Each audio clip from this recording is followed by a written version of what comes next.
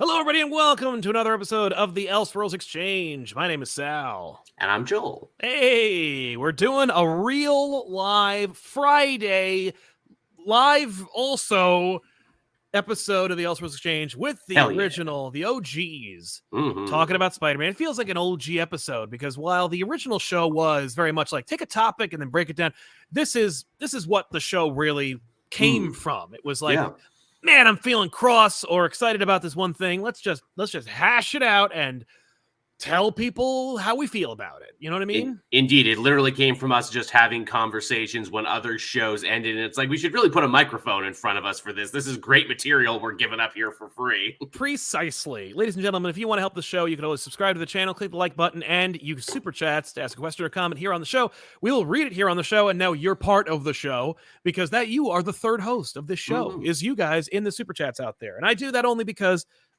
we want to keep the sponsors out of the show. I don't want to have a lot of like, if we ever take a sponsor, and it's very rare that we do anymore, I want that sponsor to be A, related, something that you would actually want to get, and no B, doubt. Not be the worst or have some kind of weird desire from the show. It would certainly help. I'd rather you guys sponsor to the show than like, you know, I don't know, some hair supplement company. Casper mattresses. I mean, like, look, as I understand it, Casper mattresses are some of the most comfortable mattresses you will have. I'm not talking shit about Casper mattresses. Especially if they want to give me a nice big check.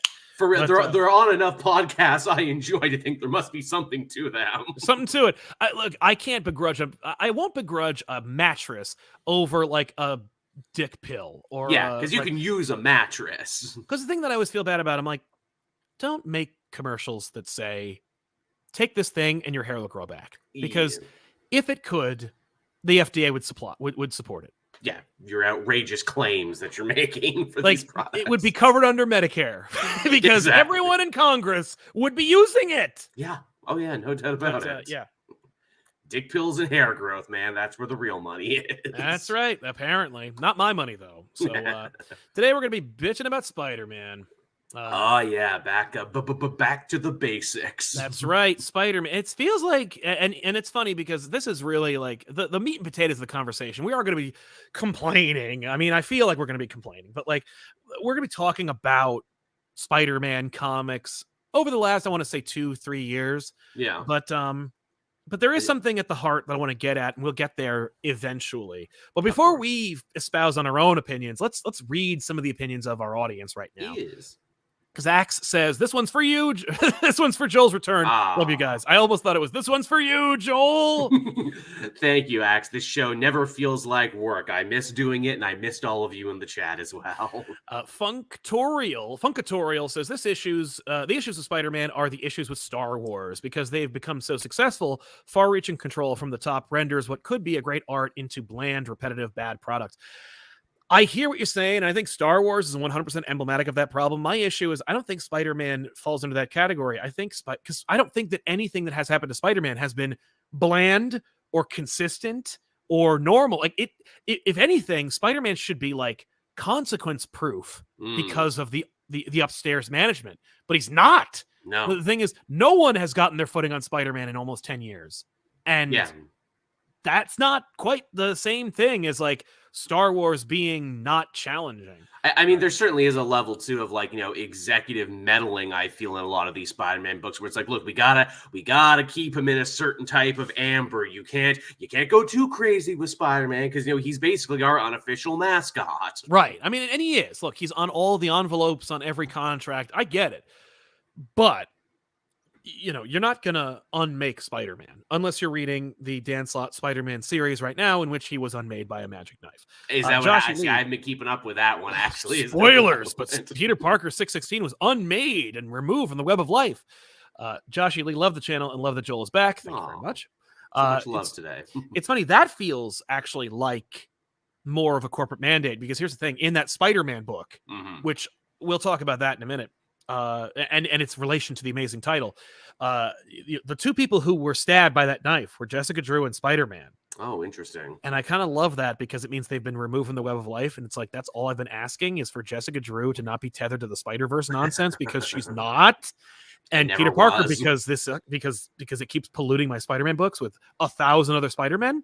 How interesting to do that too, writing around the time for a new Spider-Verse movie, that the comics are taking such a hard stance on that and taking the opposite stance of where you think they would go. Are they? Because, you know, Peter Parker isn't really in those. It's other variants of Peter Parker. You know, it's the married older Spider-Man, or it's mostly about Miles, but Miles is not in this book, except being like a Shathra drone. Which, you know, when we're talking about the state of the Spider-Man books, we're really talking about the state of, you know, the Peter Spider-Man books. That being said, Cody Ziegler is 2 issues deep in the Miles book. They're fucking great. No, the Miles books, as I understand it today, like the Ziegler's doing a great job with that series. I know that it was a little controversial in the previous run.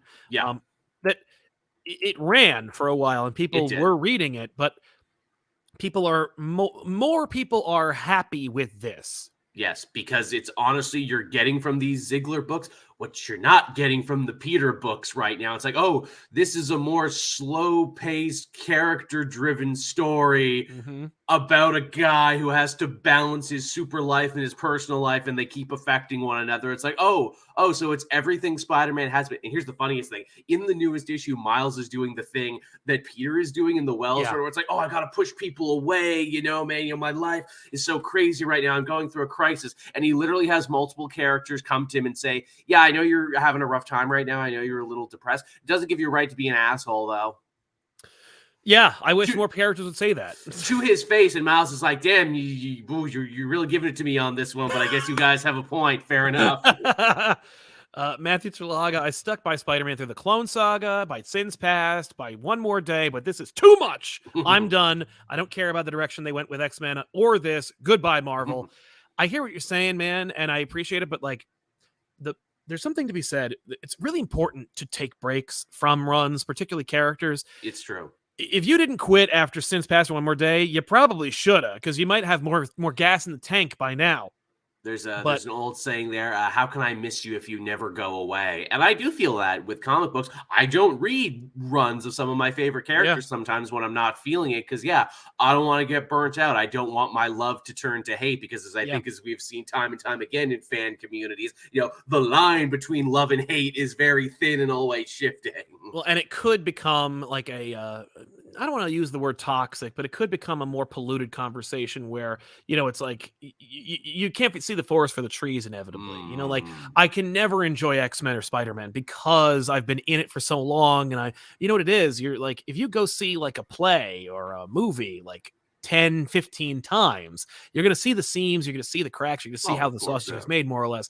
And you're going to notice like the blemishes. And it's like, that's why it's important to like, you know, expose yourself to different kinds of media and different kinds of content, because it's like, it'll refresh your brain. But I don't blame you for leaving either of those series. But don't write them off entirely. Is what I'll warn.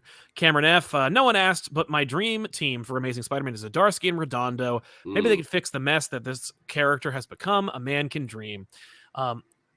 You're not alone. A lot of people want to see Zdarsky take over Spider-Man again, and I think that you will not see the last of the Zdarsky Spider-Man stories, but Zdarsky does not want that Amazing Spider-Man book, and this is why. Yeah, like if he wanted, I think he could have had it by now. I think he's much happier doing Daredevil, a character where I think he is given a lot more editorial freedom, because the company's never really cared about Daredevil. Sure, have him start his own ninja cult, have him kill a guy while high on painkillers and everything, have him join forces with Elektra and everything else, whatever, man. Have him grow a beard. It's all good. Right? Although maybe, you know, I wouldn't want to say never, because Zdarsky's changed his mind on a number of subjects.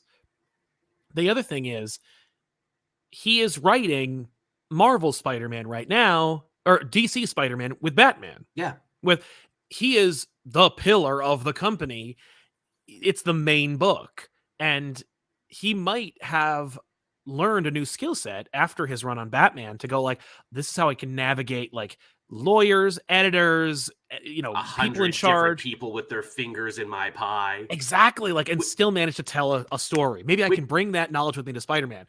Or the prevailing opinion that I have is that DC has no editors, and so he's just allowed to do whatever he wants because no one's paying attention. There's definitely seems to be like a level to where it's like, look, if you're a smaller writer, we might note you to death, but if you're a bigger writer, Just do what you want, whatever. I trust you. We'll let you get away with more things. I will say though, to use that Batman as a comparison, man, if they wanted to use that Zdarsky Batman run as kind of like a blueprint for what to do with Spider-Man, that would be nuts, because what's great about that Batman run is like, it's familiar. We're not really breaking a lot of new ground, but we're telling familiar stories in new and interesting ways is what we're doing. And I'm putting my own little Zdarsky spin on it. They were like, oh, I didn't see that coming, or oh, that's fun, or oh, what this story really is about is, how pliable Batman is as a character. Like, oh, you can start in the back alleys of Gotham and you can end in the Arctic falling from space, and it all makes sense because you can do whatever with Batman, and that's why he's such an endearing character. Exactly. Yeah, no, and that's the kind of like, that's the mark of a good creator on that. So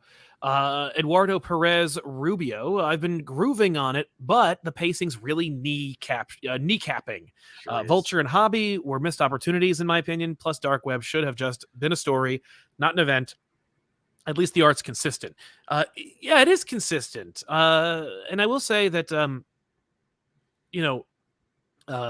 Devil's Reign was going to be a story arc, and it became an event. Yeah. Dark Web could have easily just been, originally it was going to be probably a bunch. I mean, it probably would have just been random issues that tied in with each other.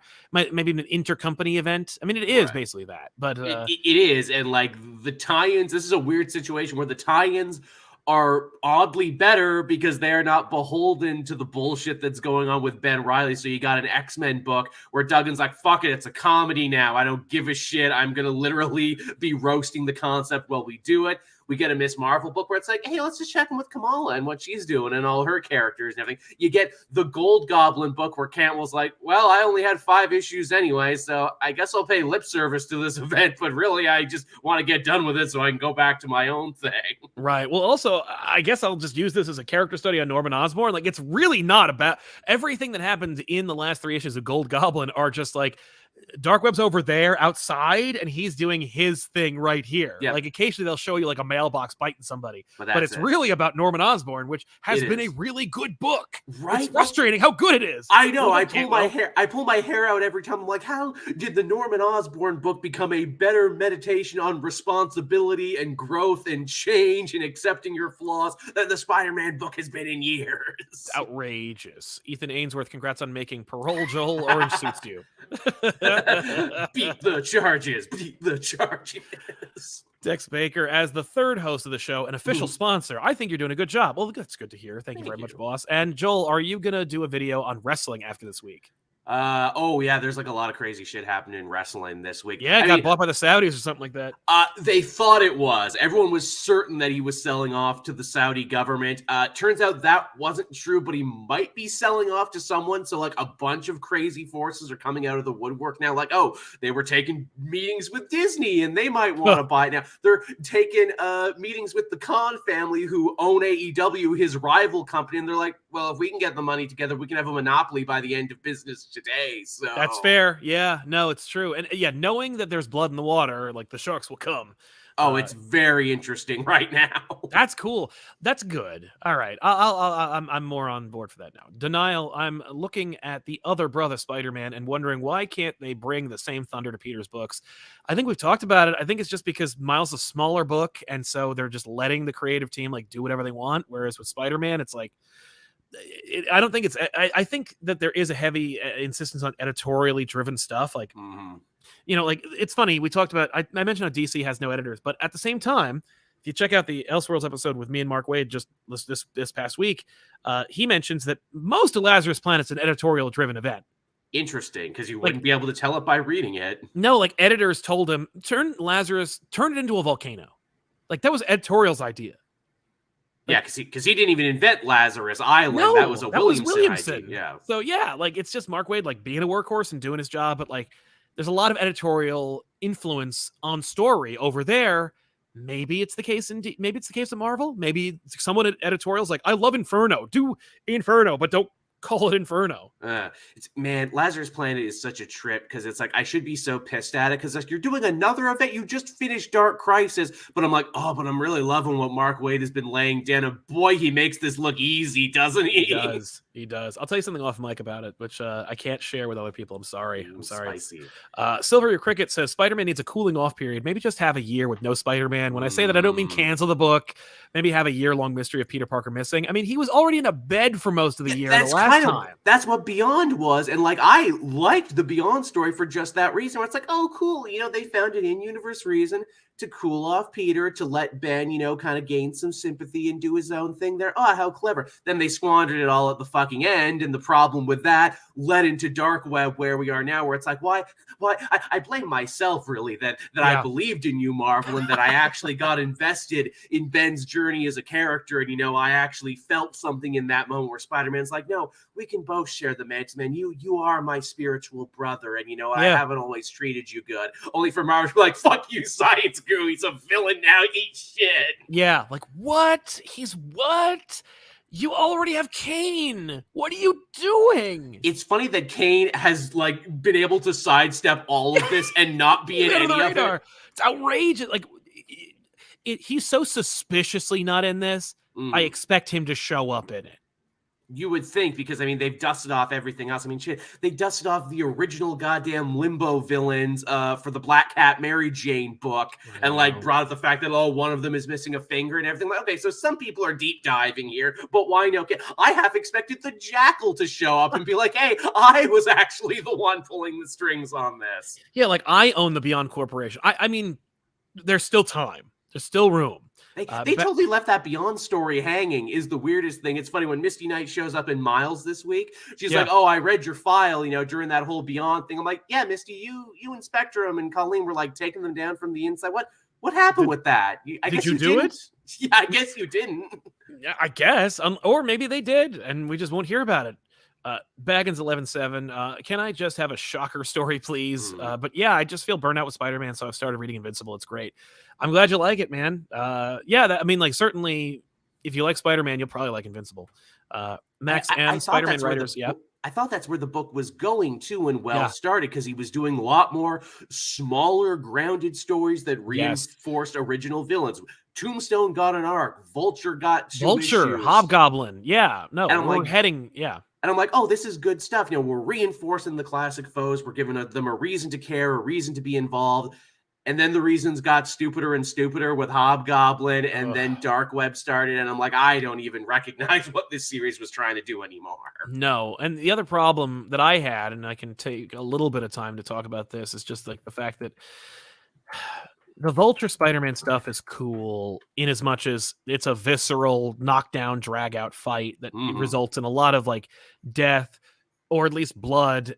Yet Ramita draws good violence and always has. He does. And yet Spider-Man's reaction to the Vulture is so suspect. And more important, the B plots are not flimsy. They're not non-existent. They're rather in service to other things. Like that whole Vulture story is like, oh, but we really need to get the Norman stuff rolling because we're spinning him off into a new book. And we need to get this stuff rolling over here because the X-Men tie-in, because we're spinning that off into another thing. Peter Parker is a background character in his own book. Completely. And if any book could do it, it'd be Spider-Man. Because he's got a huge, lovable cast. Exactly, because we would love to see an issue about Robbie or an issue about Jonah or an issue about Betty or anybody else in the cast. But there's a problem here, and let's talk about that. The problem is the teaser for this entire series, which was what did Peter Parker do?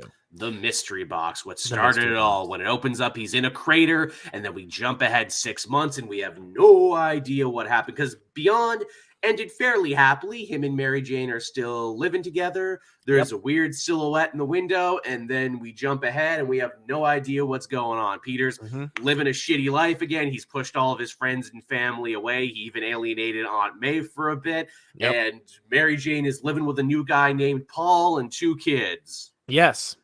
I think that no one is on board for this concept.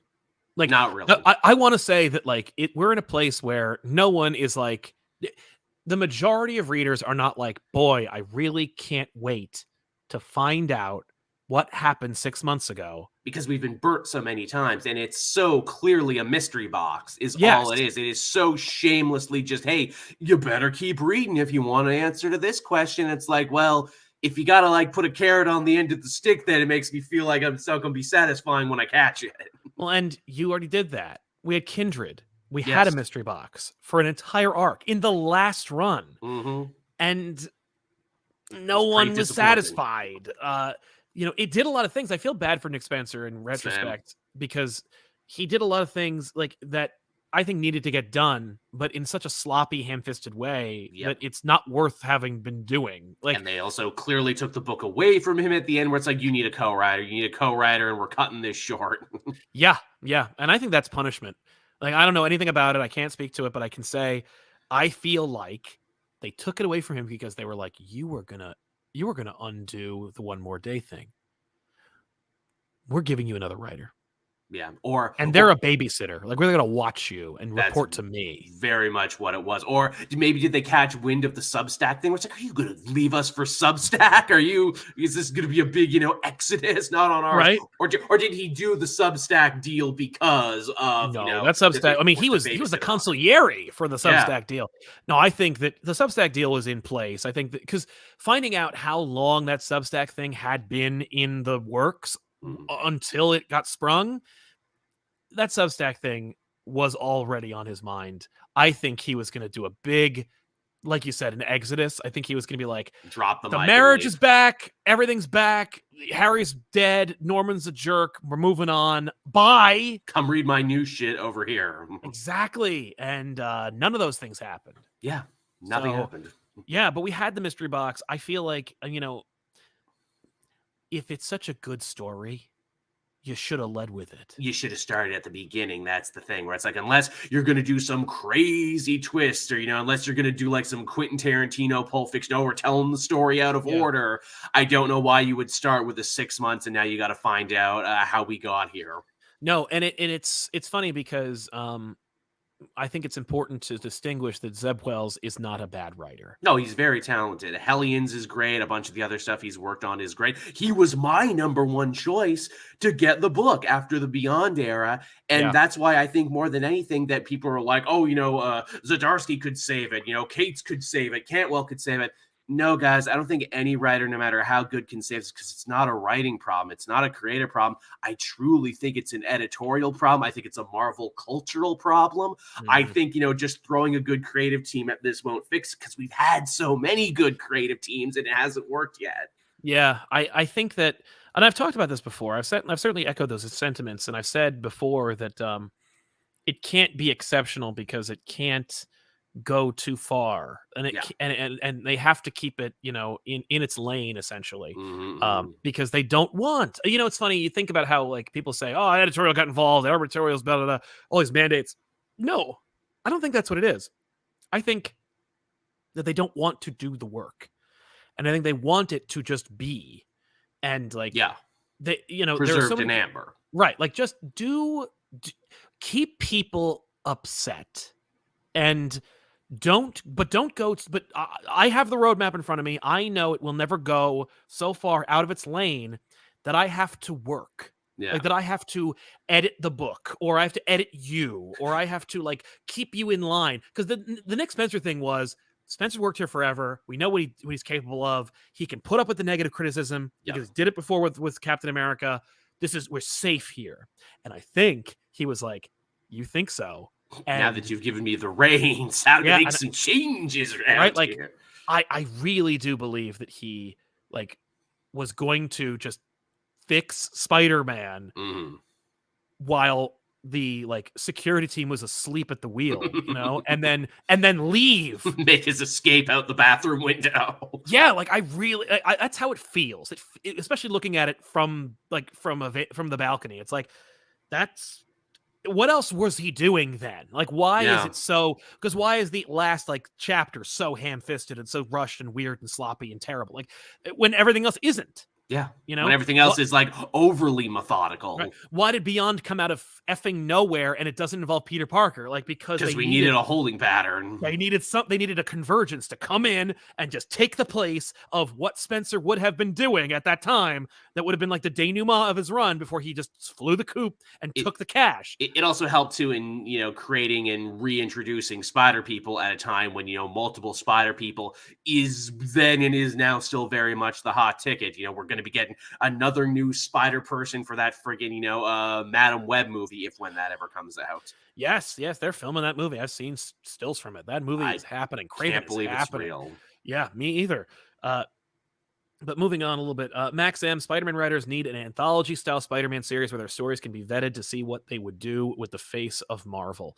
Interesting idea. I think that, that's called like them auditioning. Like that's their. And that was also what Beyond was too. They auditioned Zeb Wells. People responded to his stuff more. That's why he's writing the book now. It's true. The Rad Spaceman, I think Marvel needs to let Peter grow beyond his usual status quo, even just a little bit. DC has let Batman and Superman be fathers for years at this point. Why can't Marvel let up a little bit?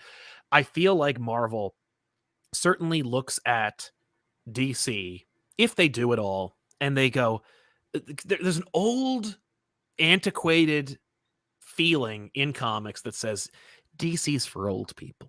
Like, it doesn't surprise me that Batman and Superman are fathers. Why we had an entire story arc where Superman had gray in his temples. I mean, they fought in World War II, for crying out loud, these characters, where Spider-Man, the X-Men, they're the swinging 60s, man. They're the atomic age. And they're teenagers. They're children.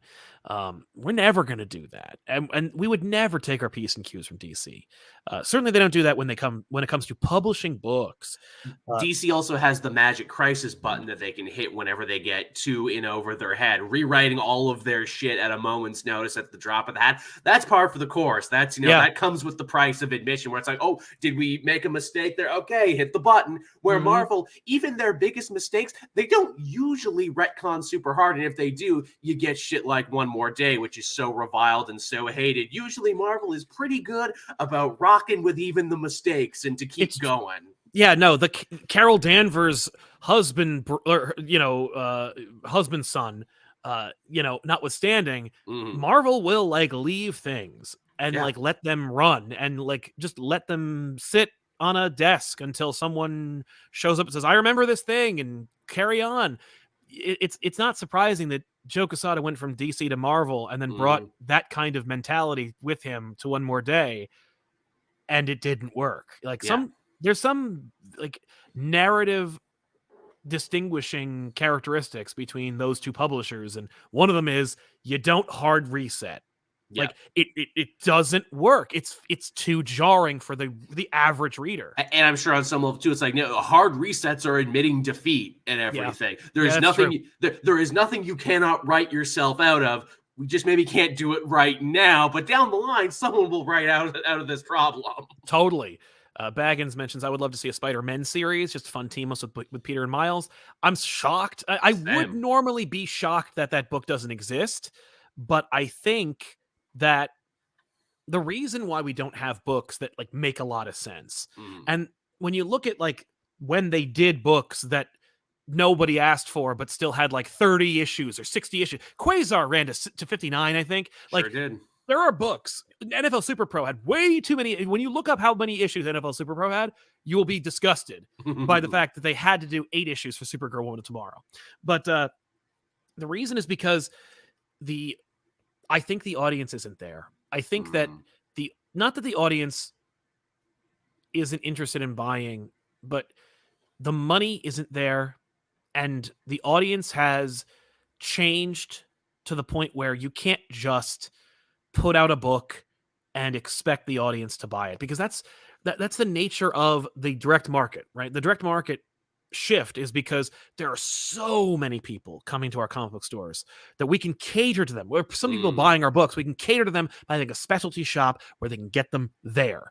And I think the diversification of media and the desire for so many different like competitive product to comic books has changed the nature of it to such that here we are where it's like, I can't just put out a book And when the audience shows up to the specialty shop, they will look at the wares and they'll pick it up. Like, those days are over.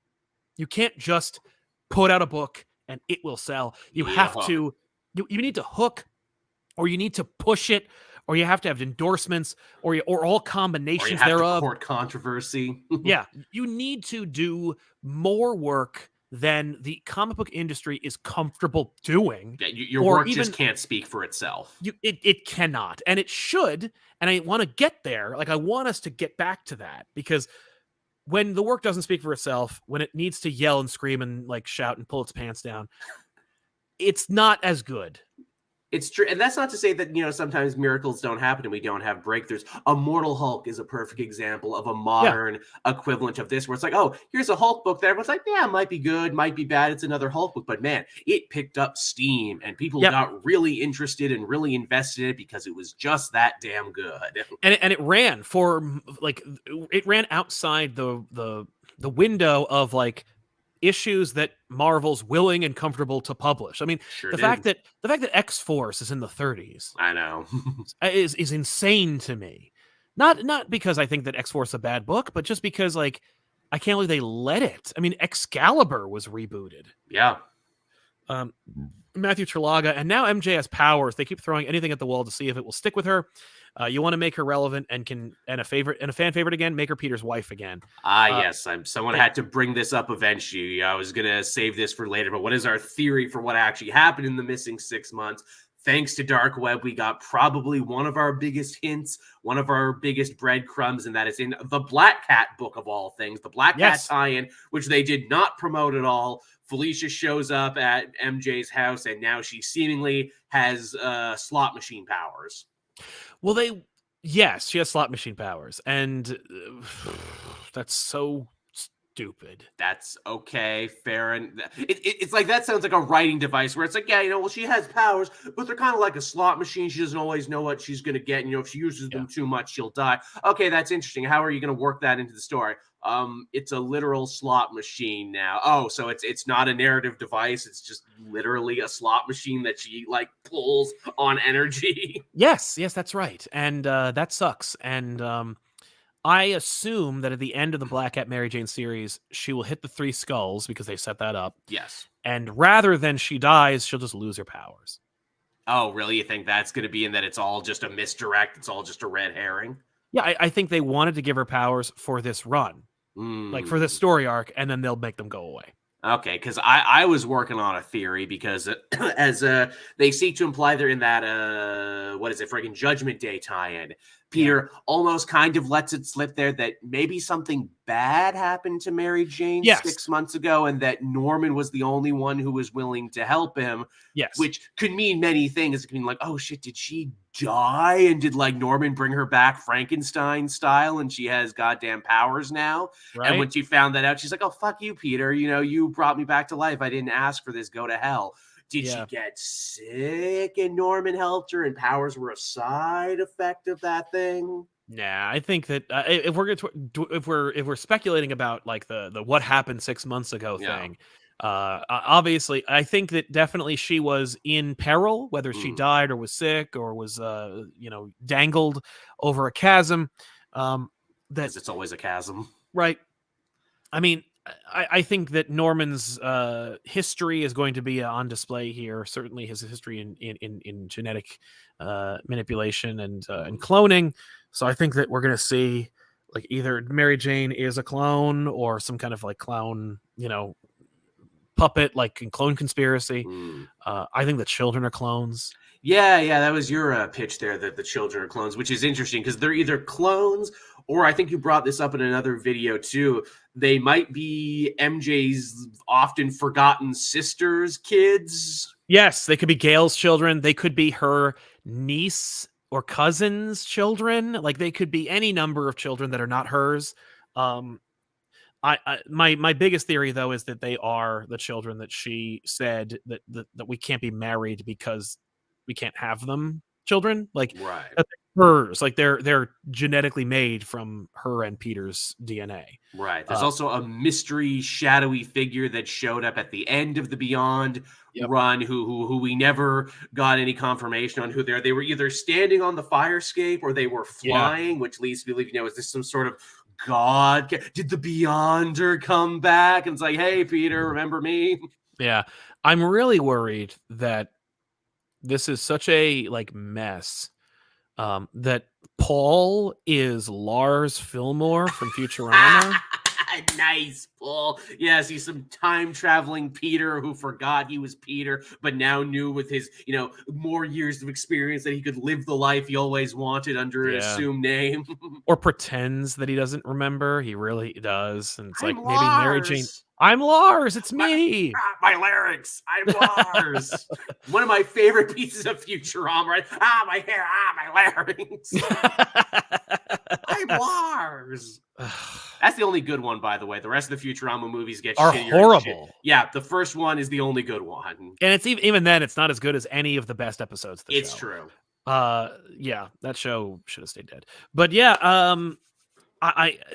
the worst thing about it, right? Paul, the children, what happened 6 months ago, the crater, the radiation thing, or whatever the Geiger count he's got in his hand, how Norman helped him, how he alienated himself from the Avengers, the Fantastic Four, his Aunt May.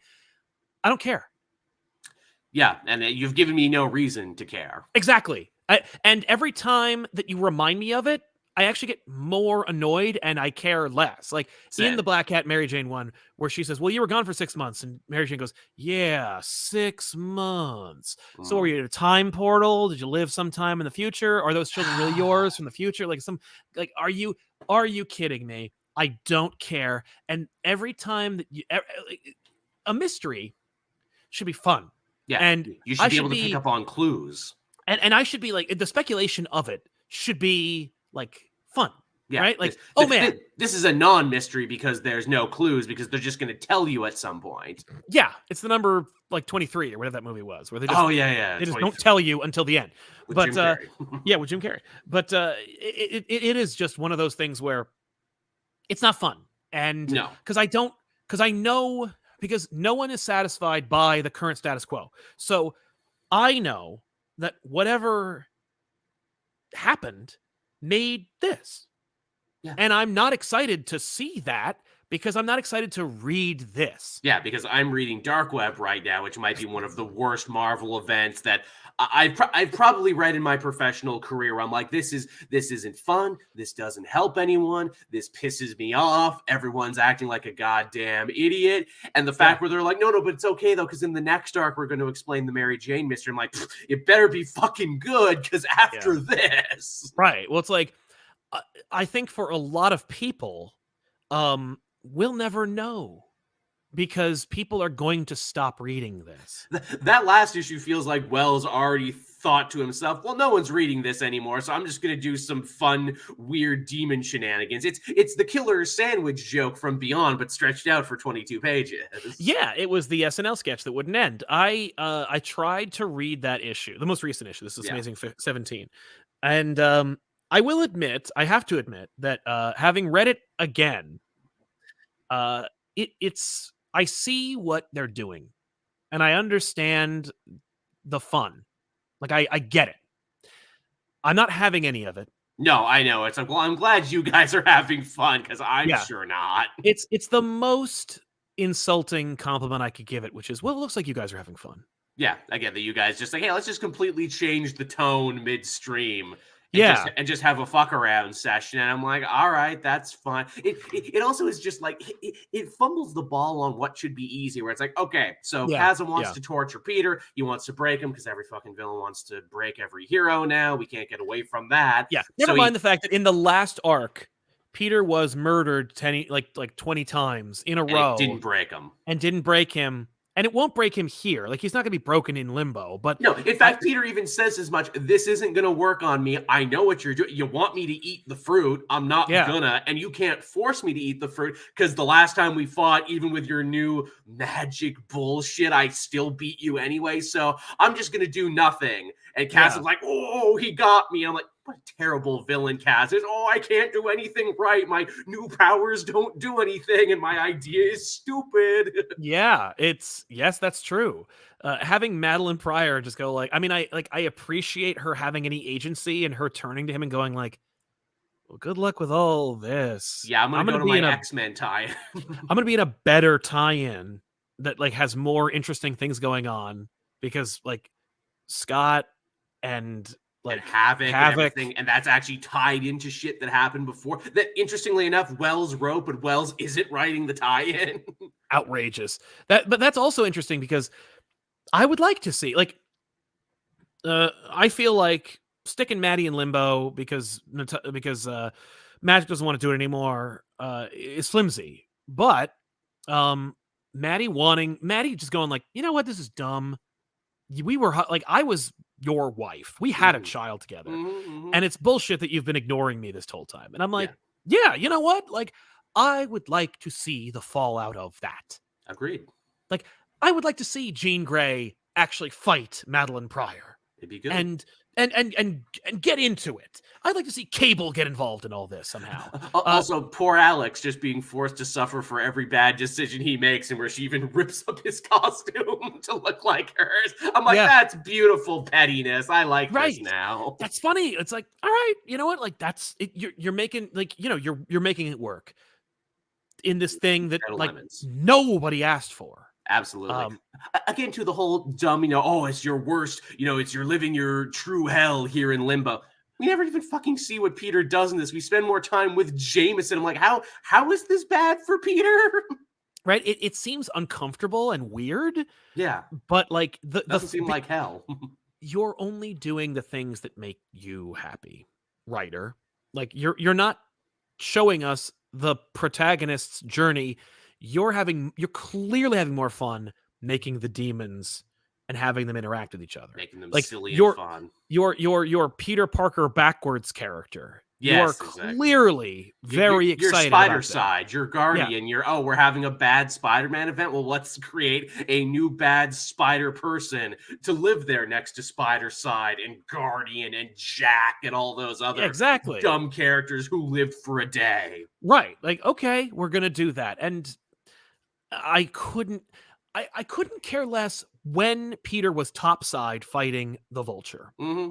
You couldn't get me to be excited when there were two hobgoblins. Yeah. This is not going to work. And Wreck Rap is not going to save this. Also, Wreck Rap is too close to Wreck Crap. Yeah, which I think they know, and I think they think that's funny. They're leaning into it. Yeah. Young Coke over 9000 says, haven't caught y'all in a while. I only started reading on Spider-Man through Dark Web, and it feels too like cartoony and safe. I feel the art should at least be a dynamic or story, but both are fine. Yeah, Ed McGuinness is not my first pick for a Spider-Man artist, but I do think like this issue, I was like, oh, that's why you have McGuinness do this. Him coming through the window is a great shot. It is a great shot. Well, and all the demons and the Sinister Six versions of the demon, and like, okay, you're having fun making this whole thing, and I appreciate the joy of making comic books, and I understand that like it's fun to do this kind of thing, but it ain't for me, and I'm getting the impression it ain't for a lot of people. No, I know. Scoobadge says, my biggest problem with MJ is the book in this weird way. If they wanted him to date Black Cat, that could be fun, but MJ in the background is weird. I agree. It's completely weird. It's weird and it's uncomfortable, and it's because it's all half measures. Nobody wants to commit to anything. No, Nobody wants to just have Mary Jane go back to Philadelphia with her sister and just got to run in place. There are a lot of characters that just go away, and like they come back later when a writer wants to use them, and that's fine. And like if you really don't want to have Mary Jane as a thing, then just make her go away. It's better than having her like date Lars, like date Paul in plain view with her two children, rubbing in the fact that like the thing that you want is over there right now, like happening. And like if you're gonna do Paul, make Paul a character. Like they kind of tried in the beginning there. It's like, oh, he's dating MJ, so he's got to be a bad guy because the fans are gonna hate him, because the worst thing a woman can do is start a relationship with another guy that seems get over him. Get over him and have a healthy and support thing. And that's like, oh, he paid off Peter's debt there to the debt collector. Did he do that because he's a nice guy? And it's like, well, I want to cut Peter a break. Or did he do that as like a power dick move? over Peter, and then we never know because we never went back to. Also, the fucking debt collector. Can we talk about that? Let's talk about the debt collector. He's such a huge part of like the first 2 volumes, and I'm like, oh, is this guy going to be a supervillain? Oh, are we going to find out he's actually related to someone else? No, they sacrifice him in Dark Web for no reason. Like, oh well, that story went nowhere. Yes, and I think that is the problem with like that's a problem with modern comics where if I'm aware of your writing, you're doing it wrong. Like you know what I mean? It's just like I should be frustrated by what the characters do, not by what the writer made the characters do. Which is such a big problem with this. Like even the problem with Kaz in there, it's like, oh, he lost his core memories.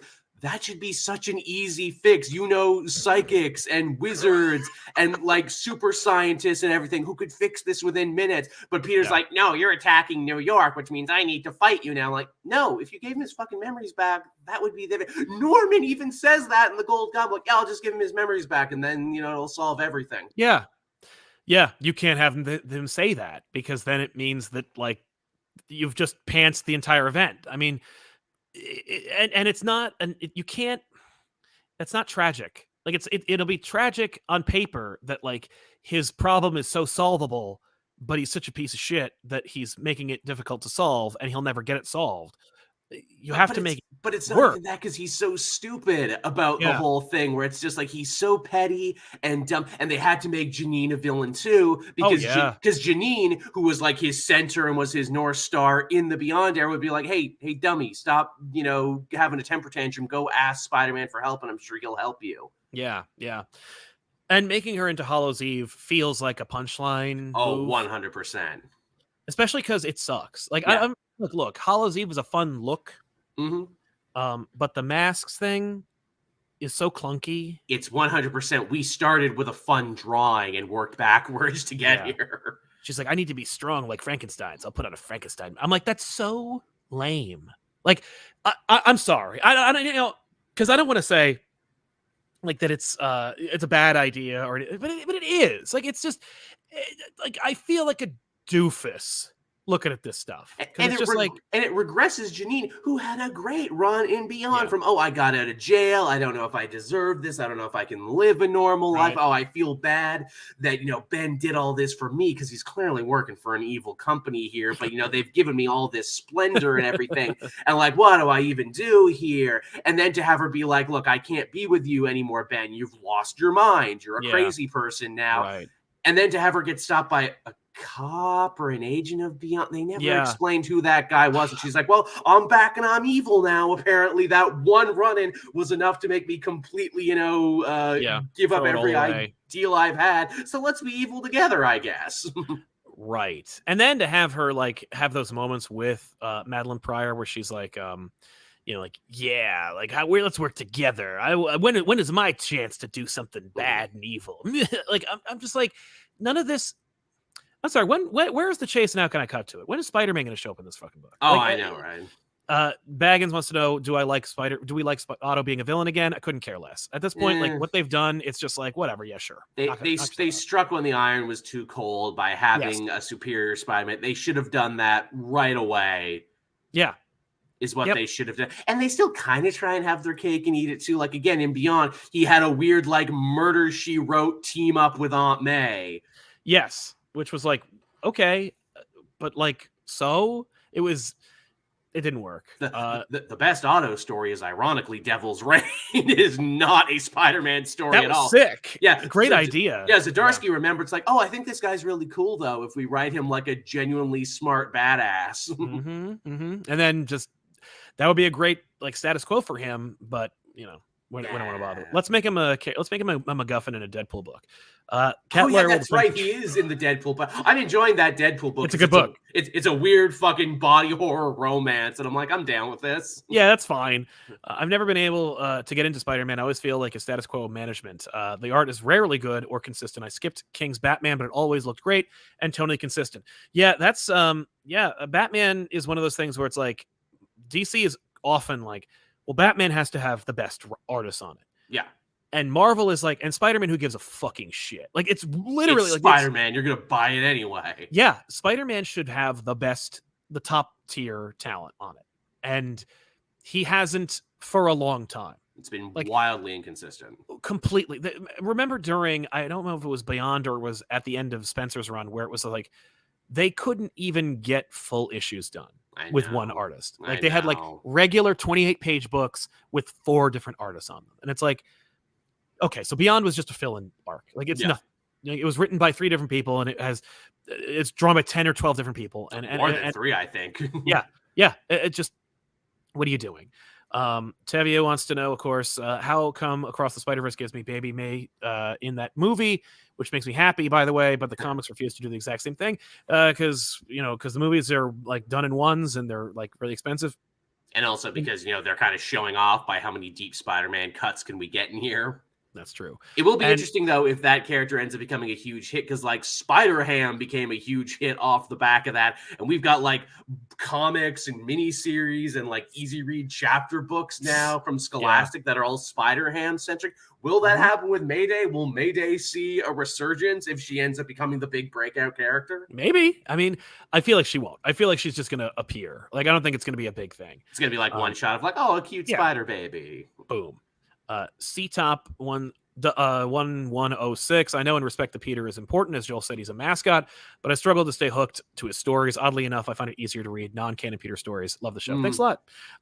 I find that nowadays, like for a long time now, it's more fun to read old Spider-Man books. Like, well, I didn't get a chance to read the Spider-Man like from 1976, so I guess I'll read that. And it's like, doing that is fun because it gives you, because it is in canon and it did matter and it did happen and it was formative and it like sets the tone and the trajectory of the series. Yeah, like just any time, like pick a year and read all the Spider-Man books from that year and just see where it takes you. Because like that's nowadays you can get like the Marvel Limited app or whatever, and you can read them all. Oh, you'll go on a wild ride. Exactly, you can read Spectacular and Web of, and they all have different arcs and stuff. Especially in the 90s, it's nonstop. And you'll be like, "Whoa, the Puma! Haven't seen you in forever." Hey, wow, this Puma guy seems cool. Oh my God, he owned the Daily Bugle? Denial. Couldn't the upset reactions to these runs not delivering end up scaring or alienating talent from both Spider-Man and Marvel's consequences? The fact that Chip Zdarsky, who was so coveted that DC got him for Batman, but Marvel kept him for Daredevil. Which is unprecedented. Yeah, which says to me that they are desperate. That they should be desperate. They should be worried that like if Zdarsky said no, then anyone will say no. Then that means it's already happening. That means AAA writers are already being like, nah, I don't need that headache. Right. Well, they all know each other. So it's like, well, I already talked to Nick and he says he had a horrible time working on that book. And Chip said no to you. So like, if I'm going to write Spider-Man, I know what I'm in for. It's going to be a hard road. And like, I mean, like Zeb Wells is one of those people who, I mean, like, look, I think Zeb Wells is a talented writer. I think he did a great job on Hellions and other books that he's done. And I think he'll continue to do great once Spider-Man is done. I think that Zeb Wells knows that this is the only time in history he will ever get a chance to write Amazing Spider-Man. So you might as well take it. And that kind of feels to be the way, huh? Which is really sad because you figure writing Spider-Man should be like the boyhood dream come true, but it seems like a real monkey's paw kind of wish. Yeah. Well, and it should be hard or rare. Like it should be one of those things where it's like, oh my God, like there are a ton of different great writers right now who are working on different things, but like only one of them can write Spider-Man during this time. Yeah. And some of them like won't let it go. And I get why, but nowadays, not so much. Logan Thomas, hey guys, hope you are both well. Thank you very much. I'd love to see a series in the vein of Tomasi's Superman with Peter and MJ family stories at the center. Well, then you're in luck. There's an entire book called Renew Your Vows. Check it out. Jasage, don't mind Spider Family. I think it's a natural progression of the heroes, but why is the main Peter book so bad? They reshuffle the status quo for shock, but it just stays the same in the end. I mean, like, the thing is, it's worse than it's staying the same. If it just reset, where Spider-Man's like, oh my God, I have to take pictures for the Daily Bugle. Spider-Man hasn't taken a picture of the Daily Bugle in 25 years. But which is funny that Chasm thinks that's his idea of a living hell. I'm like, dude, that was so long ago. Also, Mr. I don't have any core memories, but you remember that Peter didn't like his job at the you're really fucking picking and choosing what memories you have, my guy. Well, I didn't, you know, I'm Zeb Wells. I didn't even write that book. I don't know anything about Chasm. But yeah, yes, all of those things. But my problem is I don't think that they do reshuffle. The problem is they only, and this is a conversation that I wanted to have, and it's not, we don't really have the time for it, but I will touch upon it by saying, Please do. Things are only happening to these characters. We're in an era right now where whoever gets on a book has to make their mark, believes they have to make a big deal because they're in an environment where they need to compete with a lot of different factors. Mm-hmm. And where books get canceled very quickly now. Yes. We're not in the publishing business. We're in the mini publishing business. We're just not going to tell you that you're making a mini, but you're really making a mini. Totally. So they're doing all this, like, you know, they're under all this pressure and they're under all this like scrutiny, and they know that they don't have a lot of time. So all they have time to do is make noise. And there's no money or longevity, seemingly, or at least they believe that, or Editorial thinks that, or it's a combination of too many people who believe this. There's no time to take a breath and stop. There's no time to have a status quo and live in it. And the only people who can execute those are people who have the power to do that. Bendis was able to have multiple Avengers stories where the characters just interact with each other and they don't really do too many things specifically. Yep. The first several years of Miles' existence. Right? And it's like, he's able to do that because no one else was writing anything, and he was writing all of it. And he was keeping it all kind of like in this place. It's like, where are you going to go? I'm all over here. I'm over there. I got it all. You're not going anywhere. But also the nature of comic books, the industry has changed in the last 20 years since Bendis wrote stuff. Mm-hmm. And now we're in a place where, like, all people want to do is take a freaking second and take a breath and enjoy a status quo or a moment. Yeah. But everyone's too afraid that will be the death knell of your book, or they're too afraid to do that because then they'll squander their opportunity. You'll start the death spiral because, oh no, the sales were low on that one. Oh no, rumors are circulating that the book is already canceled, which means the next issue did even worse. Well, and God help you if you give readers the opportunity to quit your book. Like, if you give readers a good send-off or a place to stop. Or a nice one and done. Right? Like, it's like, oh, Spider-Man, like, fought a villain, kissed Mary Jane, and lived happily ever after. I can finally stop reading these fucking things. Like, I don't know if that's necessarily how most people react, but I think that the publishing industry is so afraid. And we know this because when digital comics were first on the scene, comic book retailers were like, if comic book retailers banded together and they said, you don't understand. If people don't have to go to comic book stores, they won't. They'll stop. Like, our business is so flimsy, fragile. It is such a house of cards. It's a house of cards on top of sand that if we introduce any competition, we will implode and cease to exist in like a day. And it's like, and guess what? That didn't happen. And it would never have happened. And it would never have been an issue because digital sales do not dwarf physical sales in any way. Now, maybe it's because we fostered a community of that being the redheaded stepchild of the industry. But like, I do believe that like there's room for both. But like, we know that these captains of industry, these people in charge, these arbiters of these industries are like, no, you don't understand. It'll all come crashing down. If we let the readers just like take a goddamn second and come up for air, they'll leave because they know because I inherently distrust and hate my own industry. Like, why do you think that? It tells us a lot of people telling on themselves, and also like, also comic stores. Do you think we're junkies or something? Where it's like, nah, you'll get clean after this. We got to keep drip feeding them. Yes, they do. Don Shotto, or Shata says 24. You guys rock. Thanks a lot, Don. Can we get a Hickman and Pepe on Spidey? Reunite and remarry Peter and MJ. Get rid of all the Spider-Men like Miles Silk, etc.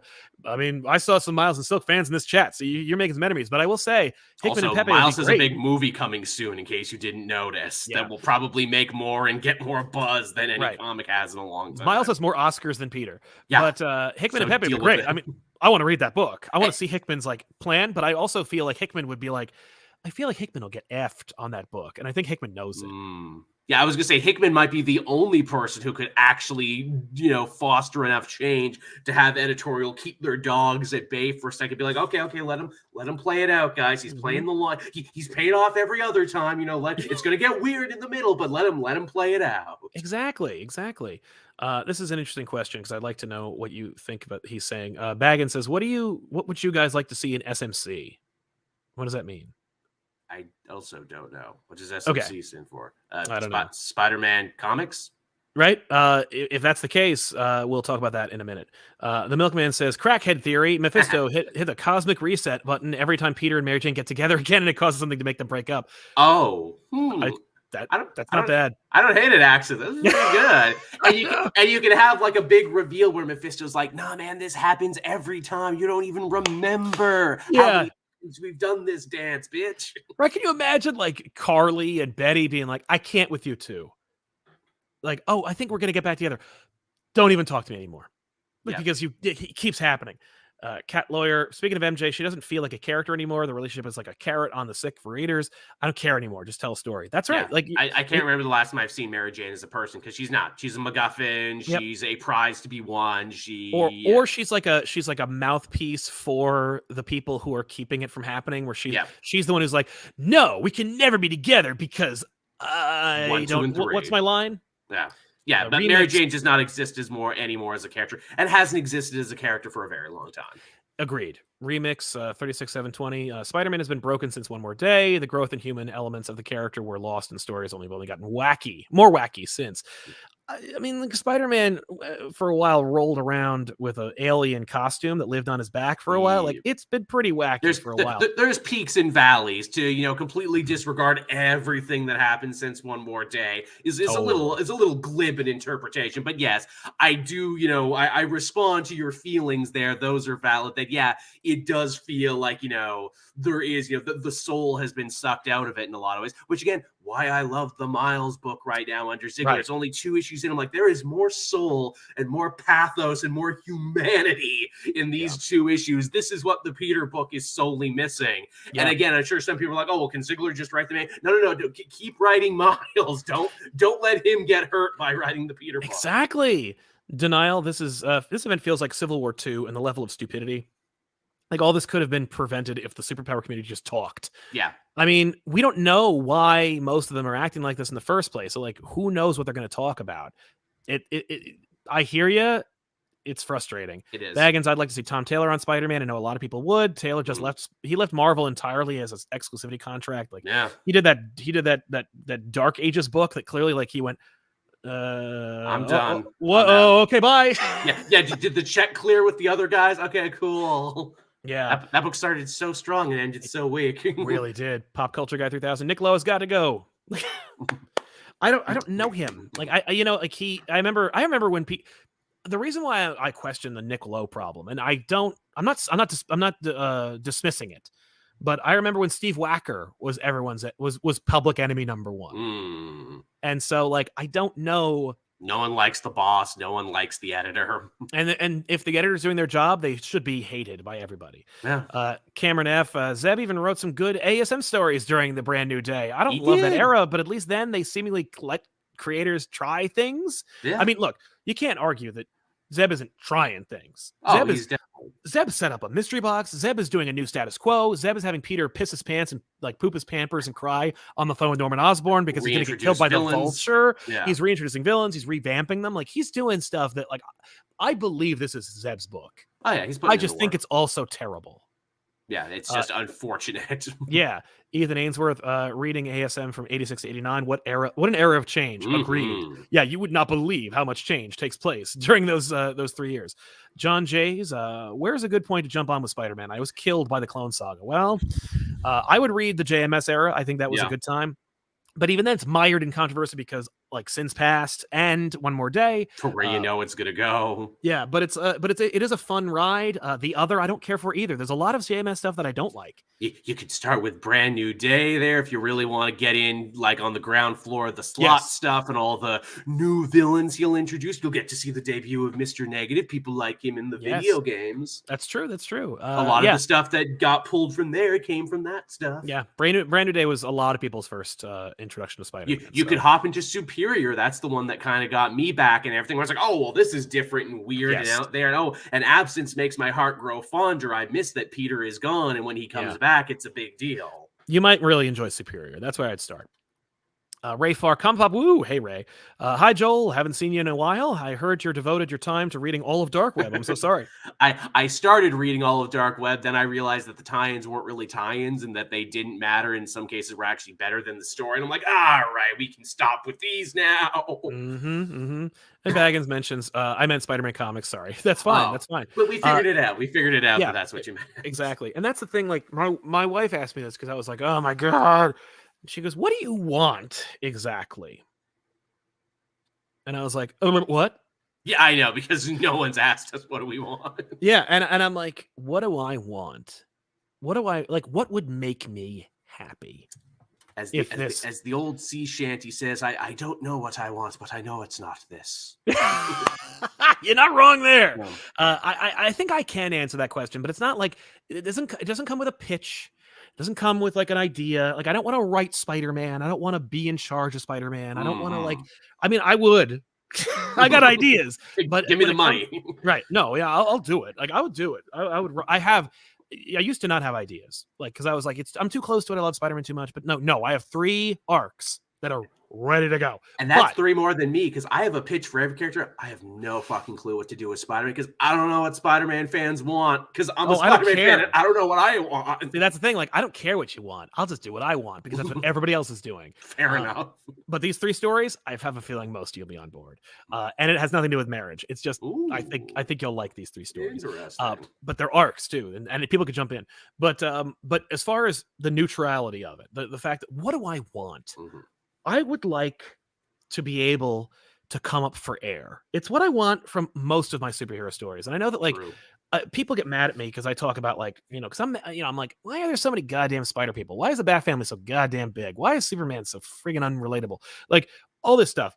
What I really want is I want to enjoy the things that make those characters who they are. And sometimes that means cosmetic changes, and sometimes that means tone changes or resets. Everybody talks about how Marvel is like, oh, we love to bring everything back, like we love to reset everything, and they don't. Like, Marvel hasn't resembled itself in a long time. Like, in terms of, like, like the Watcher finally came back. It took like 10 years for the Watcher to come back. And even then, like, he's angry now. It's like nothing is the same. Like, everybody thinks that, like, when the X-Men Krakoa era ends, they're just going to move into the mansion. And I guarantee they don't. Even though that's what I want. Like, I want them to go back to the mansion one day. I want it to resemble what it was. See, to me, it depends where the movie puts them. Because if the movie puts them in the mansion, I bet they're going back to the mansion when it's all done. See, I don't think so. I think I think that the marching orders at Marvel are, what are they doing in the movies? Let's not do that. It does seem more like that recently, doesn't it? Where, they're not going nearly as hard for synergy. They'll have a book where it's like, okay, we're having, an Eternals thing. Okay, well, we'll have an Eternals book, but do whatever you want with it. Hell, kill a couple for all we care. Hey, Shang-Chi's coming out. Hey, Gene Ewan Lang, you're a pretty amazing creator. I think, how would you like to, do several mini series in a row that we're just going to keep doing, and you can, tell your, version of the character and have it, stand forever. Sure, we really don't care what you write. We just want a book that resembles that on the show. Moon Knight, same deal. We need a Moon Knight. We need a Doctor Strange book, but let's kill him. Yeah. No, Young is great. I feel bad for him because that Shang-Chi book should have just been one book the entire time. I know, and the fact that they keep starting it with new minis. It is just the one book. That's comics in general now. It's like, we're not in sequential publishing. We're in miniseries. We're just not going to tell you we're in miniseries. That's right. Denial. We've been talking about Dark Web, but what's the situation with the last Spider-Verse, or what's it called? That is, and I'll talk about this very briefly. Please do. Remember when Conan O'Brien was given the Tonight Show? Yes. And you know how NBC was like, oh shit, we don't have any faith in him as a host. Let's just keep Jay Leno and give him a show that's before that one, like we did before. That's what this is. That was them going like, okay, Zeb Wells, you're Spider-Man's writer, but just in case, hey, Dan Slott, can you do a Spider-Man book that comes out right before that one? And Dan Slott, who seems to be one of the few people who actually is happy and unscarred by his time on Spider-Man, sure thing. Yeah, yes, I can. And I'll make it the last Spider-Verse. And it's a mess. And I don't mean like story-wise, because there isn't one. I think that it's just ugly. There's so many spider characters on every single panel. It's like looking at Crisis on Infinite Earths every goddamn issue, but just spiders. I do got to respect Dan Slott for really, anchoring himself to the Spider-Verse concept that he'll always come back. How and could do he one. not? He's like, they won an Oscar for my idea. Mm-hmm. No, that's ego. That's what that is. Gotta keep coming back. Yeah, Harishi Venkatesh, I think it's telling that Chip is willing to write the Batman, the backbone of the industry, but wants to stay away from Spider-Man now, a character that we know he loves. It's true. It does. Yeah, it's very telling, isn't it? It's true. Ray Farr, Sal's big story, Spidey with ghost fighting gear. We talked about this on another show. Yeah, Spider-Man fighting ghosts. That'll be my first arc. But yeah, no, as far as what I want, like I want to be reading to go like, oh, new status quo. Like there's a new writer, new artist on Batman. Mm-hmm. Batman is in the Batcave. Alfred is over there. And the Bat family is doing stuff. They're doing their own thing. They're busy. They're busy. If it's a perfect world, in their own effing books. You know what I mean? That'd be nice. But like Batman is in the cave and he's got this problem. And it's this murderer or it's this thing. And he's got to stop him. And it turns out that he's sure it's this one thing, but it turns out it's another thing. Oh man, that's I want like a graphic novel that is just and while he's doing that, the signal goes off, and he has to go to the top of the police station, and who's there? Jim Gordon.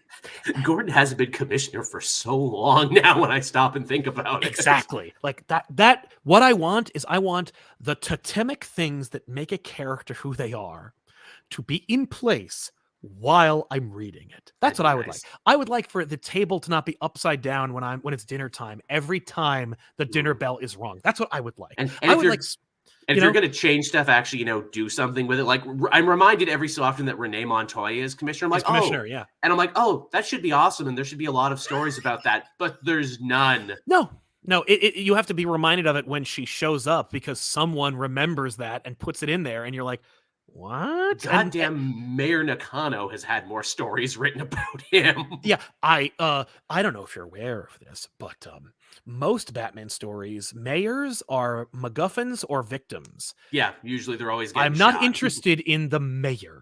Like, I'm not interested in finding out this subversive, crazy new reveal. Like, why do people love Court of Owls so much? Isn't it just a effing Batman book? Yeah. Like, who's in the cave? Batman. Who's next to him?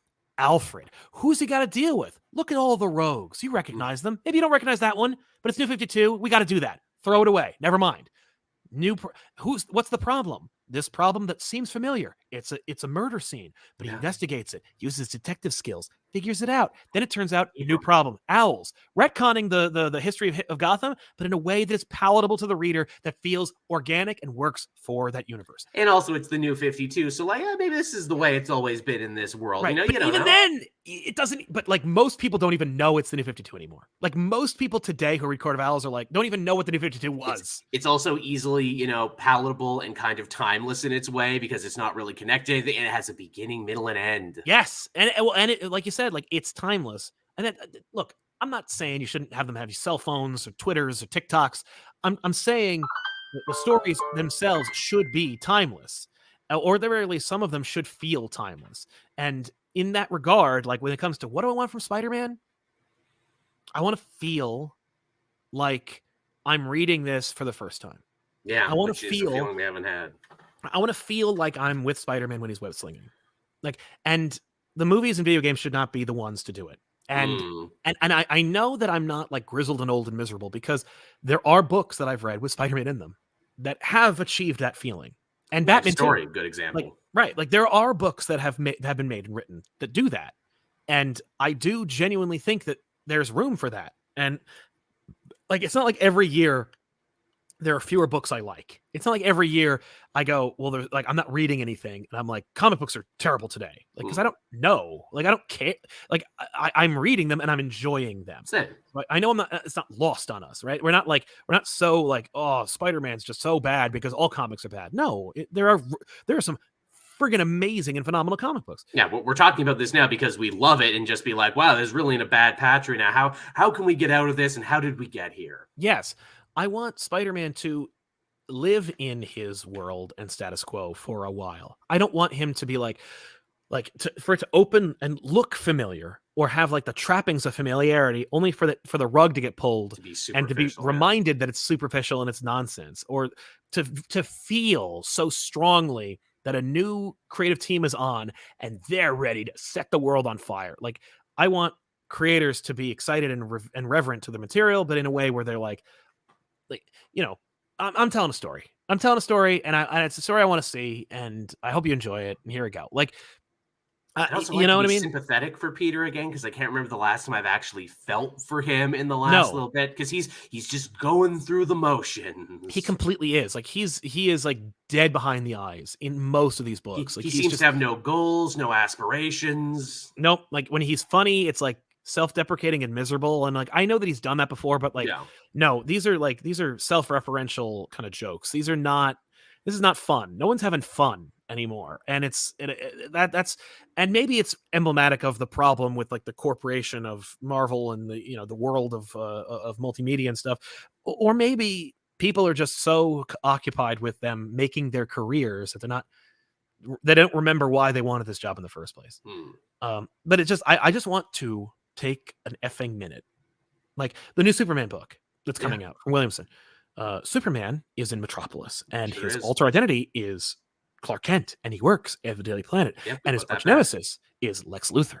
And that's the arc. The next arc is just that. And I'm like, and Lex hates him and is super petty. And Lex brought back friggin' Metallo. Remember Metallo? Right. Remember Metallo? A character who can punch Superman, but like isn't gonna I don't know, like pull out the heart of the universe and then become a living god and like grab Saturn and turn it into a like a ship. Like, how about let's just keep our feet on the ground, despite the fact that all these characters swing above it for like a few effing seconds. Like, and also, hey, we'll give Metallo a little bit of pathos, because he doesn't want to work with Lex and everything. He's being forced to do it. Yeah, like fine, but like let's enjoy the status quo we're in before we're changing it to another one. That's what I want. Like, and then as stories go, surprise me. Yeah.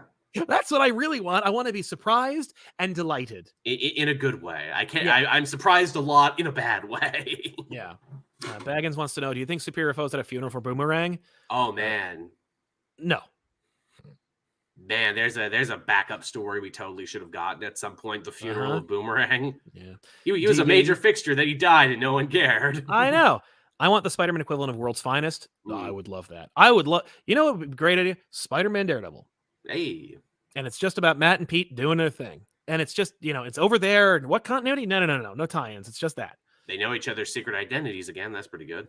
Hell, set it in the friggin' 80s. Hey, they seem to like that. They got the Joe Fix-It book. They got the Symbiote Spider-Man book. Like, whatever. Yeah, there's a lot of that right now, isn't there? A lot of, Marvel nostalgia. Yeah, it's weird. But we're out of time. So I want to thank everybody for supporting us here with our super chats and everything. Joel, what do you want from Spider-Man? Like I said, I don't know what I want, but I know it's not dark web. That's for sure. Yeah. That's what I want. Dark web to be over is what I would like, so I don't have to think about it anymore. That's fair. I'm not even hating it, but I don't. It's just emblematic of so many problems. Yeah, I don't want it. But I'm not like this is horribly written and it's bad. I'm just like, I don't care. You're not making me. Nothing you've done is making me care. about any of it. Like, I can read that Hobgoblin story from before and be like, this didn't live up to the potential that it possibly could have. But, I read it, it was a thing. When I read Dark Web, I'm like, oh no, I can't deny any of the problems that exist in Spider-Man now because they are all literally slapping me in the face at the moment. That's exactly right. No, this is just putting them all on display. You can paint over the problems with like a Vulture arc. Yeah. Because it makes you think of an older time. But this Dark Web thing is just like, well, now we have to like put like rubber meets the road in this situation. Like, and it's all just coming down. Yep. But thank you all so much for supporting us and watching this show. I really, really appreciate it. Thank you to our super chatters for sponsoring today's show and keeping those corporate fat cats out of it. You like Joel? Subscribe to Joel. He's down in the comments or at least in the description. And if you want more, subscribe to the channel, like the video. If you want to join us, we're over on patreon.com/ComicPop. We got other channels, youtube.com/ComicPop Returns, Plays, a lot of stuff. Check them all out. See you guys next time. I'm Sal. So long. Well, that was Joel. All right, bye. Yeah, that was me.